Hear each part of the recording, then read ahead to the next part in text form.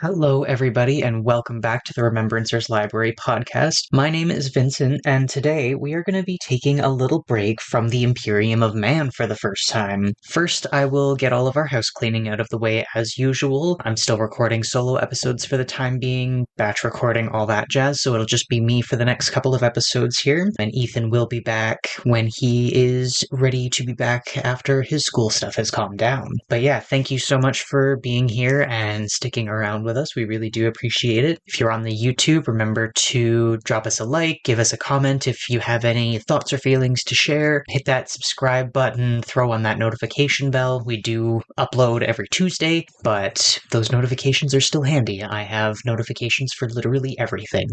But yeah, if you're on the Spotify, throw us a like, give us a share. If there's anybody that you think, or share if you're on the YouTube too. If there's anybody that you think might enjoy what we're doing here, we really enjoy seeing the community grow, and we're so happy to have all of you here with us. If you're on any of our other social media, thank you so much. I'm not really sure how you'd be listening because we don't have any audio posted anywhere, but regardless, we are happy to have you. And with that, I guess I will get right on into the episode here. So just a quick overview of the episode. So the next couple of episodes, we are going to be talking about one of the Xenos races of the Warhammer universe, and that will be the Eldar, or the Aeldari as they were originally called.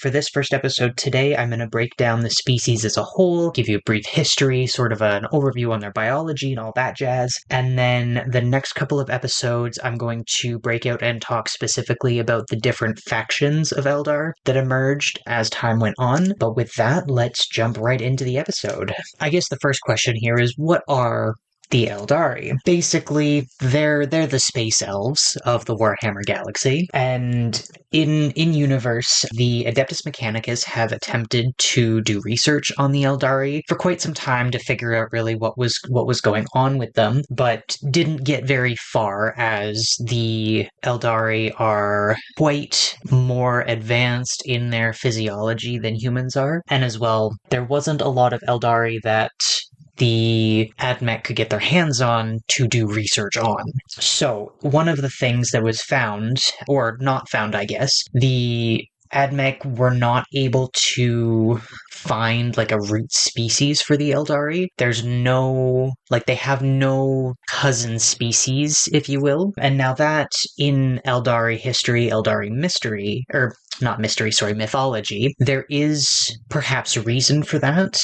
And there's a little bit of wishy-washy depending on mythology versus actual fact and all that jazz. But according to Aeldari mythos, the very first Aeldari, he was named Eldanesh, and he was born to two of the Aeldari gods, and he had lived alone on the homeworld until the mother goddess shed a tear because her son was so lonely, that then seeded the rest of the life of all of the flora and fauna of the planet, as well as the rest of the Aeldari. And I will be getting more into the religion and the mythology later on, but the Aeldari were just kind of born of the gods onto this planet, so it kind of makes sense that the AdMech were not able to find any genetic links. Anyways, physically, Aeldari are quite similar to man, visually, but as they fall into that elf stereotype, they are typically taller, slimmer, more angular, their faces are very sharp, they have pointed ears, they have slanted eyes, all of that jazz. And like I mentioned before, their internal biology is far more advanced. They have a lot more stuff going on, and it's all very aesthetically organized in their bodies. And as well, the few similar organs that the AdMech could find were much more advanced than a human's are. Being that the Aeldari are so much more physically evolved than humans, they live much longer. Most on average live at least 1,000 years, up to 2,000, barring, sickness or untimely death of whatever reason, accident, war, all that jazz. Now, some Eldari could live even longer than that if they usually, like the quote-unquote monks, those who really were on the magic path. They often found they would live longer, sort of like how the Jedi live longer because they're one with the Force. Some Aeldari who become one with the warp are able to live a whole lot longer, but I will also get into that in a little bit here. So, because they live longer, reproducing, making new Aeldari seems to be quite the process. It was found that the first phase, if you catch my drift, is quite similar to human reproduction, but the actual development of a new Aeldari takes quite a long time. There was specifically a Magos, a human named Darvel, he found an Aeldari exodite, and I'll get into what that means in a little bit here, an Aeldari exodite that he dissected and whatnot, and found that there were many more organs that seemed to directly link to childbirth. So it seemed that there were different organs for different stages of the process there.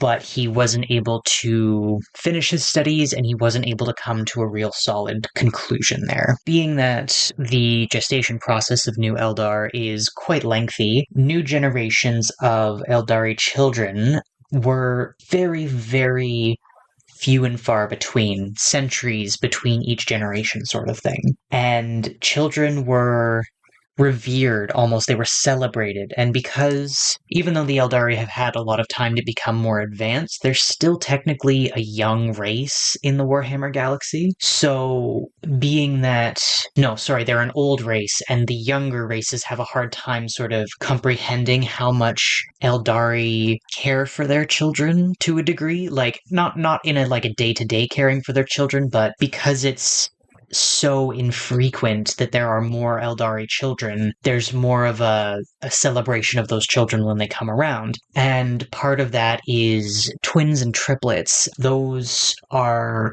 highly, they're more rare, but they're also more coveted. And a lot of times those twins and triplets would have higher ranks because all Aeldari innately are connected to the warp, but twins are more connected to each other and then to the warp, so it kind of multiplies and just compounds with twins and triplets. And so they often would become pilots of the, I can't remember the name for them off the top of my head, but essentially the Warhammer, when the Power Rangers all come together into the big Power Ranger, they would have the twins and triplets be in the mechs because they could sense each other better. Moving away from that whole bit about it, more of their physical attributes, they sort of seem to have bones like birds. They don't have bone marrow. They do have, there's air pockets within their bones. It's like their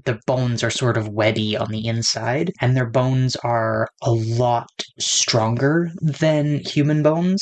And because they are lighter and stronger, and they're also a little bit more flexible, their spinal system is really complex, but they move with such grace and speed that they're hard to follow. They're blindingly quick on the battlefield and all of that good stuff. They have a ridiculously high metabolism. They don't seem to have, from that research that the Magos Darvel was doing, they don't seem to have a digestive system, and they never really figured how that necessarily works, but they essentially... The hypothesis is that when they consume food, it just gets turned directly into energy instead of being stored as fat. So they are very quick, they have a lot of energy, and their hearts beat twice as fast as humans. So they are very fast. All other species seem to be moving slow to the Aeldari. As well as with all of their other organs being highly more advanced than humans, their brains are also incredibly superpowered. Their brain matter is a lot more dense. They have many more lobes, more processing centers in their brain. And they also have layers of unknown material in their brain as well that the humans in Warhammer haven't figured out exactly what the purpose of this extra material is, but it's theorized that maybe it's part of their warp connection, or they're just kind of OP in their brains to a degree that, your average dimwit Eldar would be smarter than a human genius that comes around every once in a while. So say Einstein, the dumbest Eldar is smarter than Einstein or whatever genius of the century. Their vision also, all of their senses are highly more advanced. Their vision is very strong and very adaptable, going between dark and light environments. Their eyes are sort of closer to a feline. They are optimized for hunting. They don't have pupils also, which is interesting. Their eyes are sort of marble, and the Eldari are described as like their skin sort of is like marble, very very smooth, very light, very, I won't say like cold looking, but they're so perfectly formed that they seem like they're statues almost. But back to their eyes, they don't have pupils and they don't typically have color. Sometimes if the light hits them just right, there's a little bit of sort of, from what I was reading, I kind of picture it as like they've kind of got like an opal kind of like dreamlike color sort of thing going on. And there is a case where that is different, and that comes to the Drakari, which I will also talk about. I might briefly run over it in this episode, but I will do a separate episode just about the Drakari and their development, and that is the army that I play as well. But yeah, back to the senses. Their smell, their taste, their hearing, their touch receptors, all extremely sensitive. Their eyes as well have more internal structure than a human's. Basically, all of their senses are to the degree of shrimp colors. Like shrimps have 16 visual cones in their eyes, where humans only have 3 in real life. So basically, the Aeldari have shrimp colors, but for all of their senses, and probably even more than shrimp colors. Like they've probably got way more. Back to like the visual physiology of these guys. They're a very androgynous species, which I found really cool. I kind of got that vibe from them in the beginning, but like actually seeing that is part of the lore was really cool, and one of the reasons why I do like playing the Drakari. But they don't really have strict gender roles in their society, and any Eldari of any gender can rise to any rank in their society, in the armies, and all of that good stuff. And yeah, they are fairly androgynous just to look at. Their roles are fairly androgynous, and they do have the resources to change their gender presentation and their sex if they so choose. Usually that would be done to fit into a role or a rank, usually in fighting classes, like if they're working on becoming a succubus or an incubus or anything like that, but it's not required. It's only if they so choose. And I'm jumping around a little bit in this section here, but I'm gonna go back to their brains super quick. Their minds are superior, both in their intelligence but also their psychic ability. Because of the nature of their birth, that they were born from warp gods, they have an innate connection to the warp, and most of their technology is based on their ability to connect to the warp and use their psychic abilities. And I'll talk about, when I talk about their history here in a little bit, I'll get into the fall of the Aeldari. But before the fall, they are said to be even stronger than they were, or than they are in current Warhammer timelines. And right, like I said earlier, yeah, all Eldar are born with the innate ability to use psychic powers, but those that can actively cultivate their powers and sort of dedicate their lives to that can live far longer. And if they are dead set on their spiritual path and they are using it heavily and all that jazz, they can sometimes turn into crystal. And I'll get into sort of some stuff about crystals and soul stones and infinity circuits, which is all part of that psychic ability, the warp connection, and there's a lot of crystal stuff going on here with the Eldar. But with the fact that they have such extreme mental ability, there are pros and cons to that. Their self-expression is incredibly deep and layered in their culture and society. Music and the arts is highly, like, it's a really big thing for them because they have that ability to express themselves. But on the other side, they have to constantly restrain themselves from falling to temptation because sensory feedback is so strong, they often want to find more, and they have to constantly stop themselves from falling to that temptation, falling to hysteria, insanity, all of that sort of stuff. And because finding pleasure and instant gratification is so strong for them, it's kind of a catch-22 there. But that, I believe, is all I have on their biology for the moment, so I will get into my next set of notes here. So the Aeldari, that is what they were called originally. That was the original name of the species. I'll get into I'll do a history of the whole species sort of at the end here, but there is a time when the species kind of declines and is no longer in their prime, and at that time the Aeldari stop calling themselves the Aeldari, they start calling themselves the Eldar, as they see themselves as a diminished version of the race that they once were. So they are both the Aeldari and the Eldar. The Aeldari is just the traditional name, and the Eldar is the post decline name that they used. But either way, before they did fall to ruin, they were the dominating species in the galaxy, even though sort of the Imperium of Man was starting up and there was a bunch of other species. The orcs were around at the same time, the Necrons, all that jazz. There were a lot of developing young races, but none could stand to the Aeldari. Their empire was centered around their homeworlds.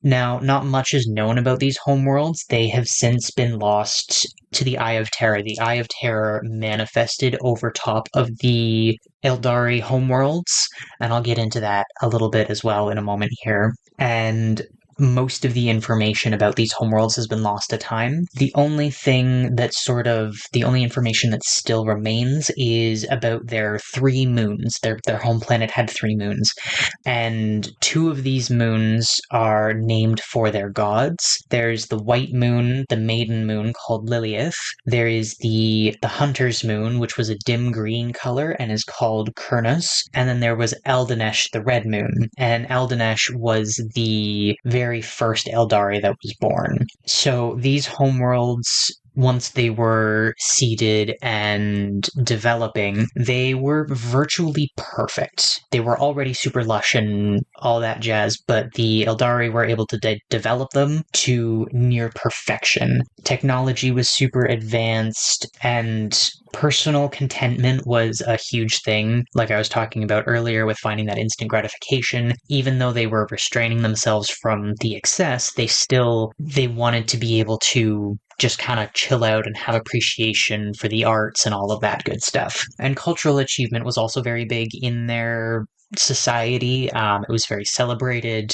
They were a fairly happy species when they started up. Now, I believe we would have talked about this in our very first episode, talking about the old ones and all of the stuff going on with the Necron tier and the Catan and the old ones. The old ones, the Aeldari were the old ones' sort of pet project, where the old ones didn't necessarily create the Aeldari, but they did foster them through a large portion of their development as a species altogether. They fostered them for about 60 million years or something like that. But because the old ones were also very in tune with the warp, the Aeldari learned from the old ones, and together they were able to develop webway transportation, and the Aeldari were using that to their advantage in daily life, and their technology advanced to a point where everything became automated so that they could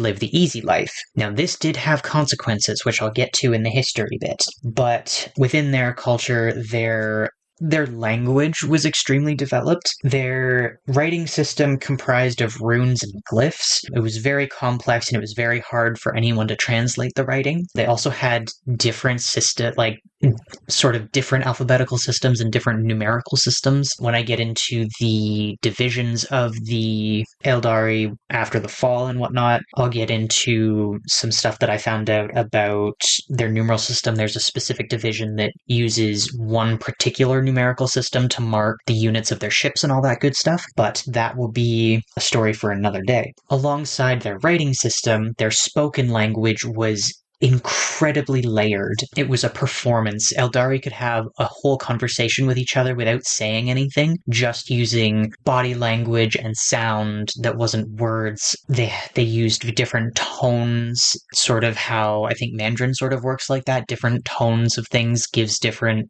definitions. And they often had, instead of one word, they had, how do I describe it? Sort of, they had an entire sentence that would mean one word. Usually those were references to their mythology or cultural references to make up sort of one word in their sentence. So when they spoke, it was very long and very eloquent. It could be short, but it was usually very, very eloquent, very performative, very creative. And with that, I think I will jump into their mythology because that is also a huge part of their culture. So like I just said, mythology was a very core part of the Aeldari culture. They were a very spiritual race, and they did have an extensive pantheon of gods. Now, when Slaanesh was birthed from the warp, majority of these gods did not survive. There are 2 for sure, maybe 3 still surviving, but I found, like, I was a huge Percy Jackson kid, so going through their pantheon was really interesting to me, so I kind of have a summary of each of the gods. I won't get too far into it, but just a general overview of their pantheon. There's a lot of balance going on. There's 3 groups of 3 gods, and then 2 other gods that I'll get into. But their leader of gods, his name was Asuryan. He was the Phoenix King, and he was the king of all of the gods, and he was known as the Perseverer. He had a twin brother, and this brother was named Cain. He was the god of destruction and the lord of murder. He had a part in killing the first Aeldari that was born Eldanesh, and that was a huge historical event for the Aeldari. And to balance the brother of perseverance and the brother of destruction, there was Vol, the creator god. He kept balance between the 2 brothers. I'm just double checking my other notes here. Yeah, so Vol, I believe, was the creator. He was the god of, like, artificing. He was very inventive, so a lot of technology was gifted to the Aeldari by him. He also, with Isha, I believe, one of the other gods, they gave the Aeldari the gift of bone singing, which is the manipulation of a warp substance to create a very strong material that the Aeldari use to build their ships and all that stuff, and I'll get into that a little bit later as well. But we've got Asuryan, Cain, and Vol, and then we've got 3 other gods here. We've got Kurnos, who I mentioned earlier. He is god of the hunt. He's got that moon named after him, and he had a falcon companion. He was associated with a lot of falconry and wolves and all of that sort of stuff as part of the hunt. And of this other group of 3 gods, he was known as the body of the Eldar. Then we have Hoik, the Wanderer. He was the god of travelers and exploration, and he was sort of one with the webway. He was one with the webway. He knew how to get through it, or he was also part of it, and he was known to be the mind of the Aeldari. Then we've got Kegorok. He is the laughing god, the god of the Harlequins, and that is a division of the Aeldari that I'll get into in one of the next episodes. He was a trickster and an artist, and he is known as the soul of the Aeldari. He is the only god still at full power after the birth of Slaanesh, and he's hidden in the webway.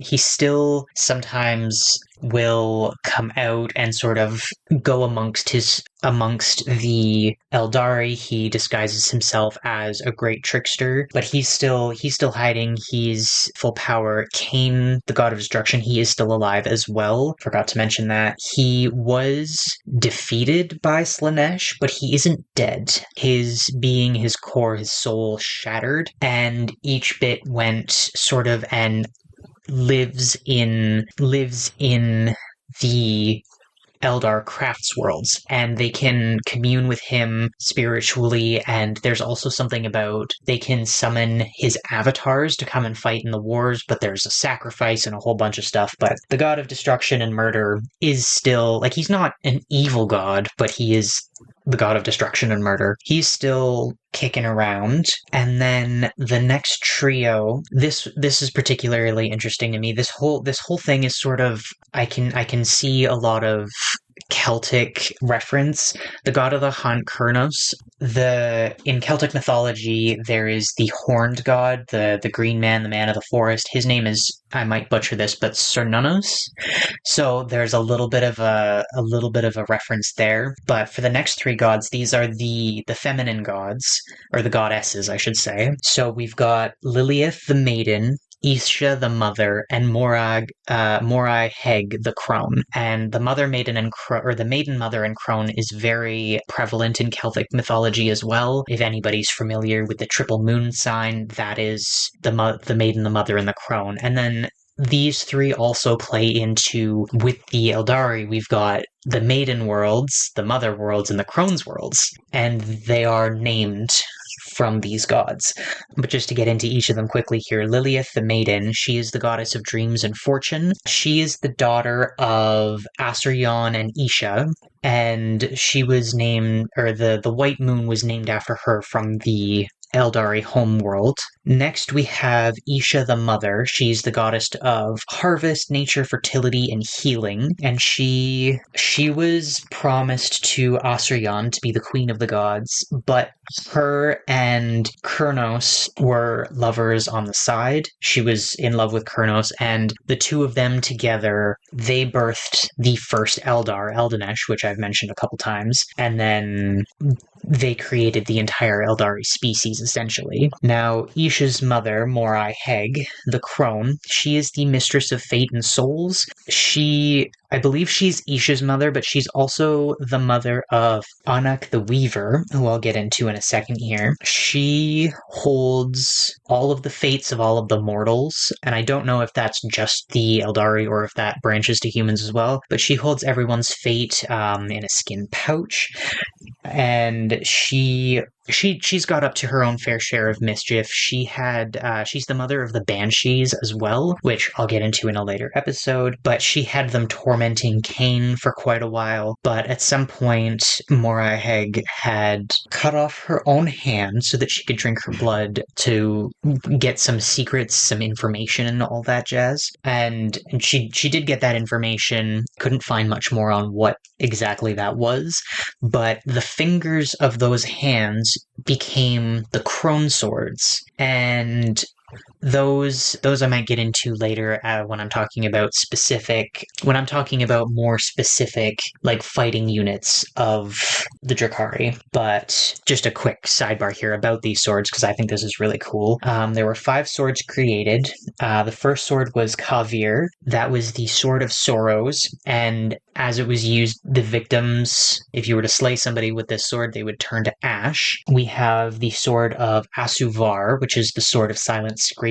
That one will absorb the life essence of your foe as you slay them, and then that makes the sword more powerful. There's the Sword of Vilith Zahar, the Sword of Souls. It is the most powerful of the 5 and was forged in burning souls, and it's a shape-shifting sword as well. There's also the Spear of Twilight. This had been a sword and then was turned into a spear, and then it was turned back into a sword again, but it was so powerful that it drains the user. So even if you were an immortal using this sword, it'll eventually kill you because it's so powerful. And then the 5th sword actually was unnamed, and it is currently, there's a little bit of dispute over the actual location of this, because there are 2 sources from books or magazines or something, or codexes, that say slightly different things. But as far as most people gather, it's hidden in one of Slaanesh's palaces,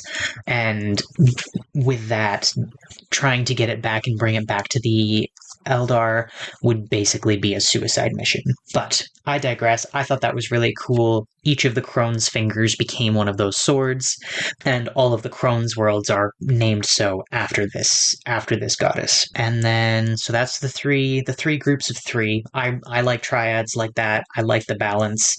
But aside from those 9, we also have Anak the Weaver. She is the mother of spiders. It's said that she watched over the Aeldari from her cosmic web. So I know there's a First Nations goddess that's sort of got the same vibe, where she's like the mother of spiders, and a lot of dreamcatcher imagery there in the First Nations culture with this goddess. I can't remember the name off the top of my head, but Anak, she, I don't know if she created them or birthed them or what the deal is there, but she created warp spiders, and these spiders crawl in the infinity circuits of the craft worlds. And I will get into the infinity circuits when I get into the history. Yeah, so that's the Weaver, and then the last god is named Yenade, the Whispering God, or also known as the Unborn God of the Dead. He is a potential god that the Eldar believe will manifest as a result of the combined strength of the dead souls that are residing in the infinity circuits. So he's kind of Schrodinger's god. He does exist, but he doesn't. But also him and Moraheg the crone, they had a child together. I can't remember which of the gods it was, but I feel like, well, Osrion is the oldest of the gods, but I feel like they're his parents, but maybe it's one of the other ones. Either way. So, and Yenade I'll get into in one of the other episodes as well, because I made a list of all of the different factions of the Aeldari, and now my note has disappeared. But the Ynnari are a death cult that still worship this god, so that will be prevalent in one of the next episodes. Now, I mentioned the 2 gods that were still alive. There is one that's rumored to still be alive, and that is Isha the Mother. She allegedly survived the initial attack sort of that went on when Slaanesh was birthed, but allegedly she has been kidnapped by Nurgle. Because she is the goddess of healing, she can heal from anything. There is no poison that can kill her. So allegedly Nurgle is using her to experiment and try new diseases on and all that good stuff. So she's allegedly alive, but imprisoned. But also apparently she tries to, when Nurgle's not around, whisper to the mortals in the hopes that she can provide them with the cure to some of Nurgle's poisons and poxes and all that good stuff. So she's maybe still around, but it hasn't been 100% confirmed, I don't believe. And the Eldari, the Eldar after the fall, after the gods died, they still revere their dead gods. They still hold them in, they're still aware of them, but they don't worship or pray to them because they are dead. I believe they still, to a degree, pray to... which one? Kegorok? Because I don't know if they know that he's still alive. They still commune with Cain, and that would be it, I guess. But yeah, all of these gods, save those 3, were defeated or killed in the initial blast of warp energy when Slaanesh was birthed at the fall of the Eldar. That is all I have on the religion and whatnot. So with that, I will get into a brief history of the entire course of these guys' lives. So, like I said earlier, the Aeldari were born to 2 of the gods and showed up on the home planet, and then were just kind of chilling there. And at some point, the Old Ones, who were also at this time called the Old Slan, or Slan, however you'd like to pronounce that. And this is where I get out my red string of, what's the word I want? The Zinch is in charge of everything string on the detective board, because these guys were called the Old Slan, and then Slaanesh was birthed from the Aeldari. So I just think that that's interesting, but yeah, either way, the Old Ones were, there had been all the stuff going on with the Necron tier and the Catan, and the Necron tier had asked the Old Ones, the Old Slan, to help them be able to get off their planet and whatnot. The Old Slan refused because they didn't see the Necron tier as having potential. So the Necron tier then went to the Catan. They found them in the sun of their solar system, and then the Catan gave them the living metal, stole their souls, and all that jazz. So then the Catan and the Old Ones were going to go to war, and the Necron were going to be fighting for the Catan against the Old Ones. So the Old Ones needed soldiers as well. And around the same time, they had helped spur along the Orcs, or the Quarks as they were called at that point. But there were a lot of races that they went around that they saw potential in, and they sort of modified conditions on the planet, or they modified the species directly to sort of help them along. And one of those was the Aeldari. And the Old Ones fostered the Aeldari for about 60 million years, like I said. In that time, building the webway together, and then eventually fighting and winning, essentially. Winning, quote unquote, the war in heaven. That's what the war between the Catan and the Old Ones was called. The Catan were destroyed at the end of that war. The Necrons, quote unquote, disappeared.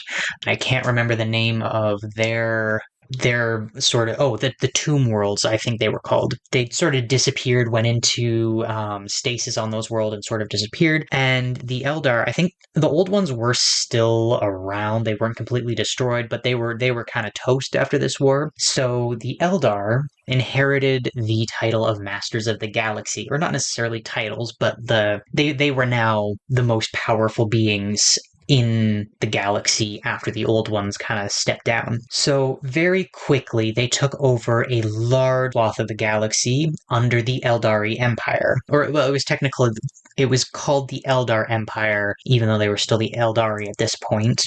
But they advanced their technology so quickly and to such a degree that everything was automated. And they became quite bored. They had nothing to do.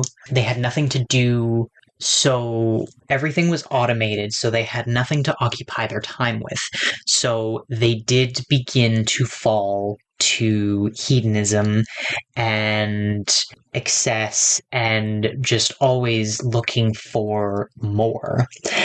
And this is where the sort of factions of the species started. This is where the rifts started happening. So there were some Eldari that saw this happening and they were like, this isn't good. We're just going to get out of here while we can. Let's just get out of Dodge. And these were the Exodites. They fled. I'm not sure exactly how large this group was, but they fled from the Eldari, and they are sort of occupying some planets on the very edge of the galaxy. I do believe up to current Warhammer time, they're still there, just kind of kicking around. They do pop up every now and then, but they're just kind of chilling. And then the main two branches here. So all together collectively, when the Eldar hit rock bottom, essentially, of their hedonism and excess and all that jazz, the warp energy, it's like we've talked about before, where humans doing things collectively can have impacts on the warp, and stuff happening in the warp can collectively impact humans. When I think it was Rogel Dorn was trying to get back to Terra and was trying to, or no, maybe that was the Lion. He was trying to No, Magnus. It was Magnus. He was trying to get back to Terra. He was trying to get through the warp to get to the Emperor to let him know that the heresy was starting and there was betrayal and all that. And he bust through the Emperor's shield and it killed all of the Psykers that were keeping the shield up. So similarly sort of thing happens here, where the Eldari have hit rock bottom mentally and psychically and all that jazz, and that created such a powerful rift in the warp energy that Slaanesh was able to manifest. And Slaanesh was sort of already existing in the warp, but hadn't been fully formed, essentially, and this energy of the Eldari was enough to make that happen. And as Slaanesh came into being out of the warp, that sent out a secondary wave of energy and that's what killed all of the Eldari gods, and that killed a large majority of the Eldari as well. So any any of the Aeldari that survived this, they ended up moving on to crafts worlds. And this is what opened the Eye of Terror. The birth of Slaanesh opens the Eye of Terror around the home planets of the Aeldari. So the Aeldari that were able to survive ended up on their crafts worlds, and these are large ships that are essentially their planets, and they were created by the Bone Singers, who were able to basically manipulate warp energy into a physical material and then manipulate that solid material. So I've got a little flow chart separately in my notes that I'll just run through here quick. So the root material is Karasanad, and that is a physical, like, the Aeldari can make things out of the physical energy, but there's also the Karsanad. When Slaanesh appeared and all of the Aeldari that died in that initial impact were put into cycles of torment by Slaanesh. They basically are just watching their own death over and over, and also getting to see the lives that they missed over and over as an eternal torment. Every time that they go through the cycle of watching their life again, they create these Karasanad crystals that appear on there's a planet, Kimorag, and I believe that that's where these crystals manifest, and if they aren't collected and then used by the Eldar or the Drukhari or whoever gets to them first, they do dissolve back into the warp. But that material can be turned into soul stones, and then soul stones plus the Wraithbone, which is a psychoplastic substance that's the solidified warp energy. So the Wraithbone that the Bone Singers can pull from the warp turn into physical substance, and then they sort of make a matrix of the Wraithbone and put the soul stones into it. I might be branching off too far, but this is still important information.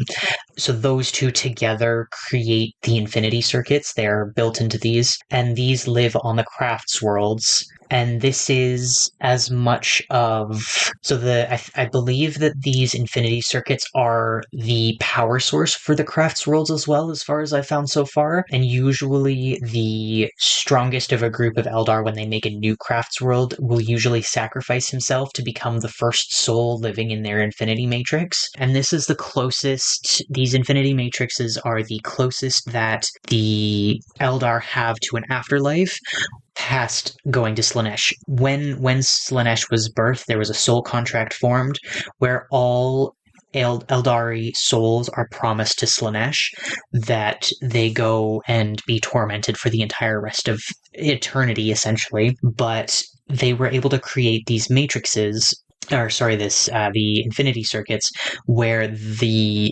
souls dead Eldar can go instead of fully dying, essentially, and still living Eldar can go and commune with these old spirits of their ancestors and friends, and this is also integrated within their technology. They can get like updates and information on their craft world. They can find out where other living Eldar are on the platform, and then of course, talk with the passed on Eldar, which I think that this is all really cool. I didn't know this before I started researching for this episode, but this is solidifying that I'm a Xenos player. Either way, I'm trying to figure out where I digressed from at this point. Right. Okay, so I was talking about the Exodites. So the Exodites went and buggered off to the fringes of the galaxy. The Craftsworld Eldar, so they started calling themselves Eldar because they see themselves as a diminished version of their species, but they also, on the crafts worlds, they also became known as the Asuryani, which is, they've named themselves after their lord god, essentially. And they aren't necessarily, there's no good guys in Warhammer, but these guys they found a way to sort of stop themselves from falling to hedonism, and they're doing pretty okay.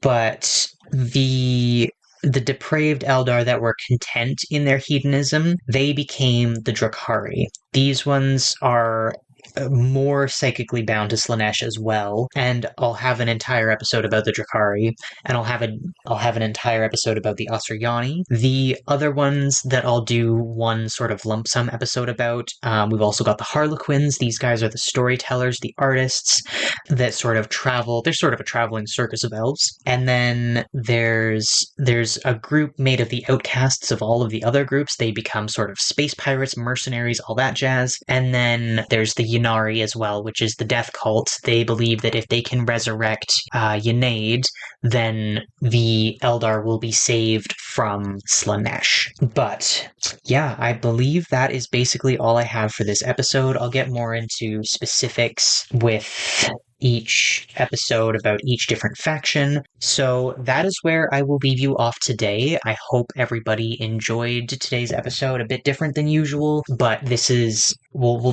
Ethan knows a lot more about the Siege of Terra already, and as I'm a Xenos player, I have more, like, I'm interested in the Imperium of Man stuff, but also, like, this is my army, this is my jazz. So yeah, the next couple episodes I'll do will all be about the Aeldari, the Eldar, the Drakari, however you want to call any of it. So yeah, if there's anything that I missed in this episode, please feel free to let me know in the comments. If you have any questions about anything you want me to break down further, absolutely let me know. I will get to that when I can. And yeah, I look forward to seeing everybody in the next episode. I'm not sure which one will go up first, whether it'll be Asuryani the Craftsworld's Eldar or the Drakari, but either way, we look forward to seeing you for that.